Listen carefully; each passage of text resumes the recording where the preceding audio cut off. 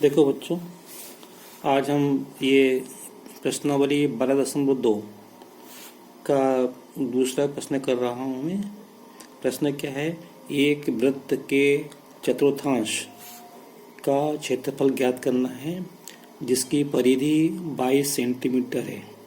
परिधि ज्ञात है, परिधि मतलब 2πr बराबर 22 सेंटीमीटर अपने को मालूम है, और अपने को वृत्त के चतुर्थांश का क्षेत्रफल निकालना है।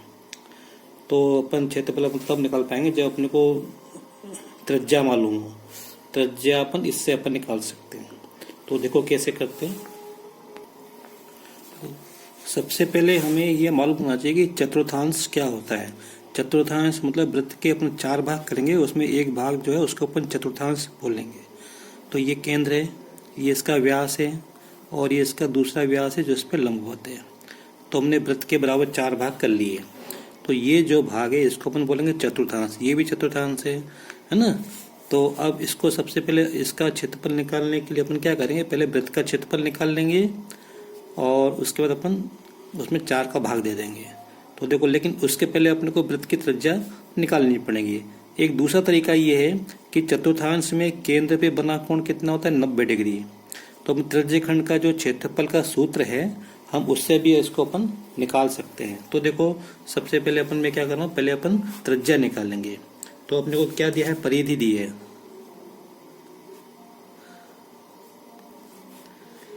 परिधि बराबर 22 सेंटीमीटर दी है अपने को। ठीक है।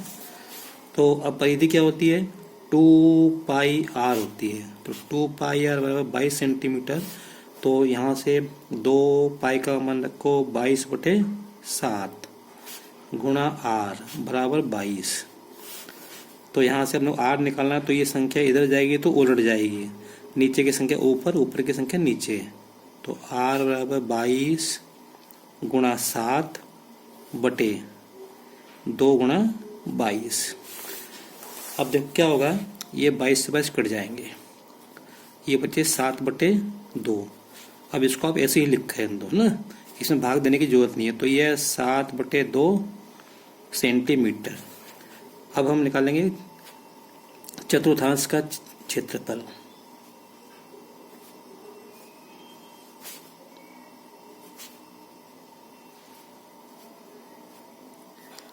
तो देखो, वृत्त का क्षेत्रफल क्या होता है, πr वर्ग। ये पूरे वृत्त का क्षेत्रफल। अपने को चतुर्थांश का क्षेत्रफल निकालना ही है।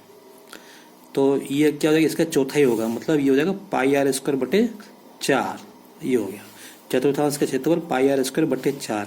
अब इसे मान रख दो, पाई का मान 22/7 गुणा आर का मान 7/2। तो 2 बार लिखना है अपने को, वर्ग है ना इसलिए, गुणा ये 1/4 लिख दो। ये जो 4 लिखा है ना, इसको 1/4। तो अब देखो, ये 7 से 7 कट जाएंगे, और ये 2 से 22 कट जाएंगे 11 बार।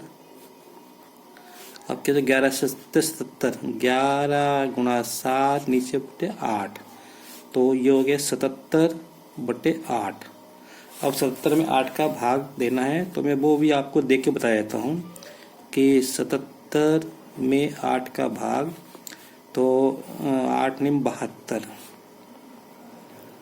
बचे 5। ठीक है। अब देखो, यहाँ पे 77 में से 72 गए तो 5, यहाँ 0 बचा। अब यहाँ अंक नहीं है तो यहाँ अपन लिखेंगे दशमलव, और यहाँ लिखेंगे 0।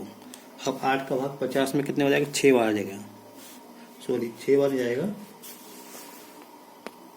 हाँ, 8 का भाग 50 में 6 बार जाएगा, 8 से 48।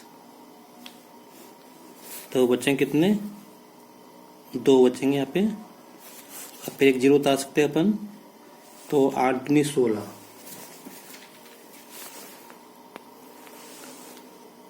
6 2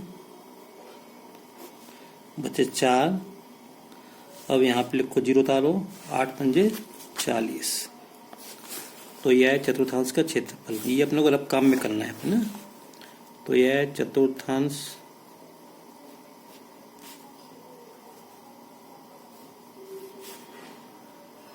का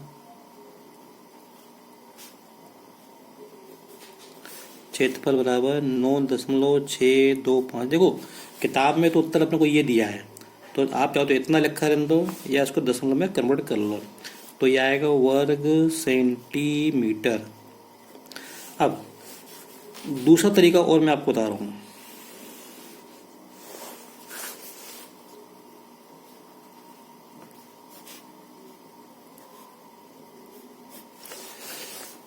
तो क्या है दूसरा तरीका?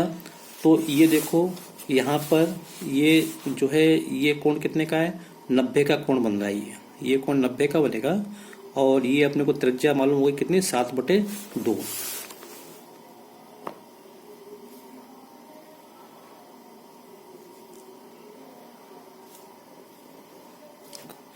ये कोण 90 का हो गया और ये त्रिज्या होगी 7/2। तो यहाँ पे कोण बराबर हो जाएगा, थीटा बराबर हो जाएगा कितना? 90 डिग्री और आर हो जाएगा 7/2। तो अब ये क्या होगी? त्रिज्या खंड होगी। तो त्रिज्या खंड का क्षेत्रफल का सूत्र लगाएंगे।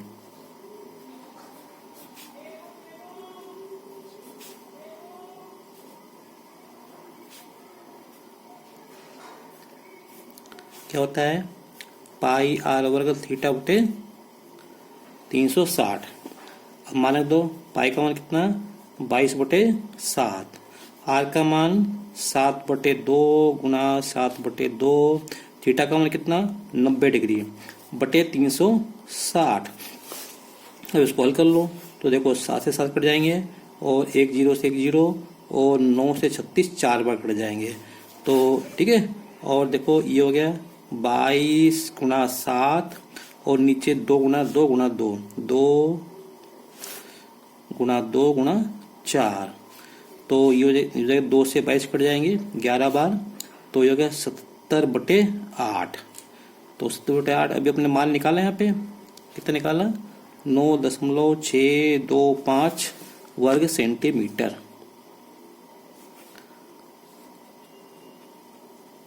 ये उत्तर हो गया। तो आप किसी भी तरीके से आप कर सकते हो।